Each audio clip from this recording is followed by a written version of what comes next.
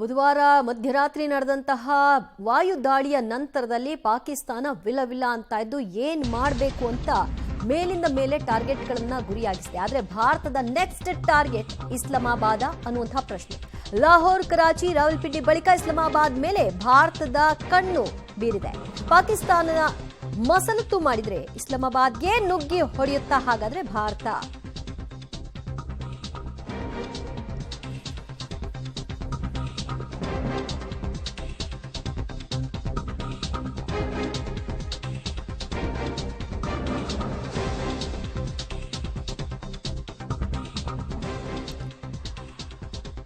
ಭಾರತದ 15 ನಗರಗಳನ್ನ ಗುರಿಯಾಗಿಸಿತ್ತು ಪಾಕಿಸ್ತಾನ.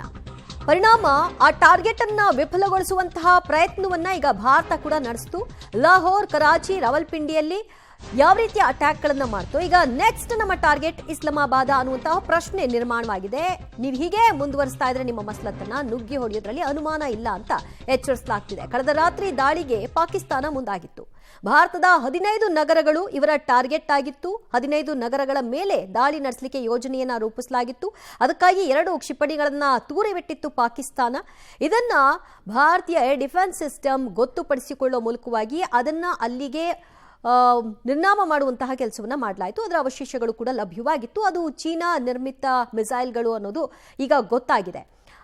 ಭಾರತದ ಕಡೆಗೆ ಈ ಮಿಸೈಲ್ಗಳನ್ನ ಬಿಟ್ಟ ನಂತರದಲ್ಲಿ ಪಾಕಿಸ್ತಾನ ತಾನು ಏನನ್ನ ಟಾರ್ಗೆಟ್ ಮಾಡಿತ್ತು ಅನ್ನೋದನ್ನ ಅರ್ಥಕೊಂಡಿರುವಂತಹ ಭಾರತ, ನೀವು ಹೀಗೆ ಮುಂದುವರಿಸ್ತಾ ಇರಿ, ನಾವು ರಾವಲ್ಪಿಂಡಿ, ಕರಾಚಿ ಮಾತ್ರ ಅಲ್ಲ ಇಸ್ಲಾಮಾಬಾದ್ಗೂ ನುಗ್ಗಿ ಹೊಡಿತೀವಿ ಅನ್ನುವಂತಹ ಸಂದೇಶವನ್ನ ಕೊಡೋದಕ್ಕೆ ಈಗ ಮುಂದಿನ ಹಂತವನ್ನ ರೂಪಿಸಿದ ಹಾಗೆ ಕಾಣಿಸ್ತಾ ಇದೆ. ಮತ್ತಷ್ಟು ಮಾಹಿತಿ ಕೊಡ್ತಾರೆ ನಮ್ಮ ಆಂಕರ್ ಅರುಣ್ ಬಡಿಗೇರ್.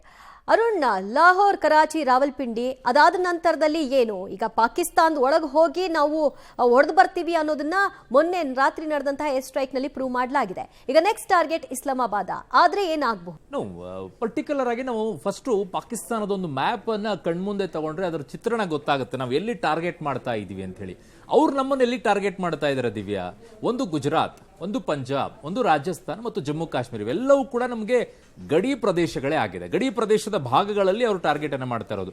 ನಾವು ಕೂಡ ಈಗ ಟಾರ್ಗೆಟ್ ಮಾಡ್ತಿರೋದು ಎಲ್ಲಿ? ಎಲ್ಲವೂ ಕೂಡ ಗಡಿ ಭಾಗದಲ್ಲಿರುವಂತಹ ಜಾಗಗಳೇ. ನೋಡ್ಕೊಳ್ಳಿ, ಈಗ ರಾವಲ್ಪಿಂಡಿಯಲ್ಲಿರುವಂತಹ ಸ್ಟೇಡಿಯಂ ಅನ್ನು ಹೊಡೆದ್ವಿ ಅಲ್ವಾ, ಪಕ್ಕದಲ್ಲೇ ಇಸ್ಲಾಮಾಬಾದ್ ಇರೋದು, ಬಹಳ ದೂರ ಏನಿಲ್ಲ, ನಮಗೆ ಎಷ್ಟು ದೂರ ಆಗುತ್ತೆ, ಎಲ್ಲವೂ ಕೂಡ ಗಡಿ ಭಾಗದಲ್ಲಿ. ನೋಡಿ ಅಲ್ಲಿರುವಂತಹ ಈಗ ಶೇಖ್ಪುರ ಇದೆಯಲ್ಲ, ಅಲ್ಲೂ ಹೊಡೆದಿದ್ವಿ, ಲಾಹೋರ ಹೊಡೆದಿದ್ದೀವಿ, ಫೈಸಲಾಬಾದ್ ಅಲ್ಲಿ ಹೊಡೆದಿದ್ವಿ, ಒಕಾರಾದಲ್ಲಿದೆ.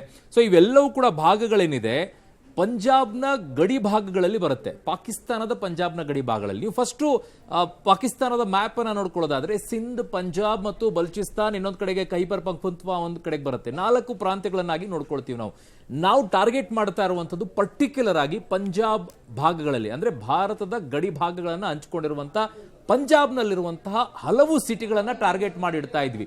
ಇನ್ನು ಒಳಗಡೆಗೆ ಹೋಗ್ಬೇಕು ನಾವು. ಆಕ್ಚುಲಿ ಯಾಕೆ ಹೋಗ್ತಾ ಇಲ್ಲ ಅಂತಂದ್ರೆ ಪಾಕಿಸ್ತಾನಕ್ಕೆ ಅಲ್ಲಿ ಬಲೂಚಿಸ್ತಾನದವರು ಕೊಡ್ತಾ ಇದ್ದಾರೆ ಏಟನ್ನ, ಇನ್ನೊಂದು ಕಡೆಗೆ ಖೈಬರ್ ಪಖ್ತೂನ್ಖ್ವಾ ಆ ಕಡೆಗೆ ಅಫ್ಘಾನಿಸ್ತಾನದ ಭಾಗಗಳಿಂದ ಅವರು ಕೊಡ್ತಾ ಇದ್ದಾರೆ. ಸೊ ಎರಡೂ ಕಡೆಯಿಂದಲೂ ಕೂಡ ಪಾಕಿಸ್ತಾನ ಏಟನ್ನು ತಿಂತಾ ಇದೆ. ಒಂದು ಕಡೆಗೆ ನಮ್ಮ ಕಡೆಯಿಂದಲೂ ಕೂಡ ಪಂಜಾಬ್ ಪ್ರಾಂತ್ಯದಲ್ಲಿ ಸೇಫೆಸ್ಟ್ ಪ್ಲೇಸ್ ಏನಾದರೂ ಇದೆ ಅನ್ನೋದಾದ್ರೆ ಈಗ ಪಾಕಿಸ್ತಾನದಲ್ಲೂ ಸಿಂಧಲ್ಲಿ ಮಾತ್ರ. ಸಿಂಧಲ್ಲಿ ನಾವು ಇನ್ನೂ ಟಾರ್ಗೆಟ್ ಅನ್ನ ಮಾಡಿಲ್ಲ, ಓನ್ಲಿ ಪಂಜಾಬ್ ಅನ್ನ ಟಾರ್ಗೆಟ್ ಮಾಡ್ತಾ ಇದೀವಿ. ನೋಡಿ, ಪಾಕಿಸ್ತಾನದಲ್ಲಿ 3 ಪ್ರಾಂತ್ಯಗಳಲ್ಲೂ ದೊಡ್ಡ ಮಟ್ಟದಲ್ಲಿ ಒಂದು ಕಿತ್ತಾಟಗಳು ನಡೀತಾ ಇದೆ.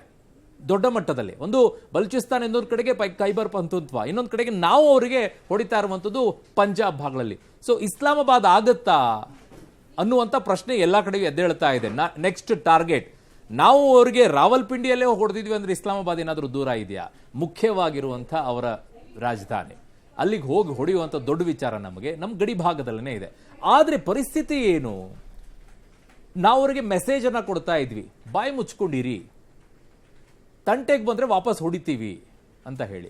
ಈಗಲೂ ಕೂಡ ಪಾಕಿಸ್ತಾನ ಏನಾದರೂ ಮತ್ತೆ ಬರ್ತಾ ಇದ್ರೆ ನಿಜವಾಗಿಯೂ ಹೇಳ್ತೀನಿ, ನೆಕ್ಸ್ಟ್ POKನೇ ಹೋಗುತ್ತೆ ಅನ್ಸುತ್ತೆ. ಕಾರಣ ನಾವು ಗಡಿ ಭಾಗಗಳನ್ನೆಲ್ಲ ಹೊಡಿತಾ ಇರೋದನ್ನ ನೋಡ್ತಾ ಇದ್ರೆ ನಮ್ಮದನ್ನ ನಾವು ಒಳಗಡೆ ವಿಸ್ತರಿಸ್ತಾ ಹೋಗುವಂತ ಪರಿಸ್ಥಿತಿಗೆ ನಾವೇನಾದ್ರೂ ಹೋಗುವ ಹಂತಕ್ಕೆ ಬರುತ್ತಾ ಅಂತ ಹೇಳಿ. ಎಚ್ಚರಿಕೆಯ ಗಂಟೆ ಅಂತೂ ಪಾಕಿಸ್ತಾನಕ್ಕೆ ಬಹು ದೊಡ್ಡದಾಗಿದೆ. ಕಾರಣ ನಾವು ಗಡಿ ಭಾಗಗಳನ್ನು ಸಂಪೂರ್ಣವಾಗಿ ಒಂದು ರೀತಿಯಾಗಿ ಸ್ಮ್ಯಾಶ್ ಮಾಡೋ ಮಟ್ಟಕ್ಕೆ ಬಂದು ತಲುಪಿದೀವಿ ದಿವ್ಯಾ. ರಾತ್ರಿ ದಾಳಿಗೆ ಮುಂದಾಗಿದಂತಹ ಪಾಕಿಸ್ತಾನ ಆ ಪ್ರಯತ್ನವನ್ನು ವಿಫಲಗೊಳಿಸಿದೆ ಭಾರತೀಯ ಸೇನೆ. 15 ನಗರಗಳನ್ನ ಟಾರ್ಗೆಟ್ ಮಾಡಲಾಗಿತ್ತು ಪಾಕಿಸ್ತಾನ. ಅದನ್ನ ವಿಫಲಗೊಳಿಸುವ ಮೂಲಕವಾಗಿ ರಾವಲ್ಪಿಂಡಿ, ಕರಾಚಿ, ಲಾಹೋರ್ನಲ್ಲಿ ಸೇನಾ ನೆಲೆಗಳ ಮೇಲೆ ದಾಳಿಯನ್ನ ನಡೆಸಲಾಗಿದೆ.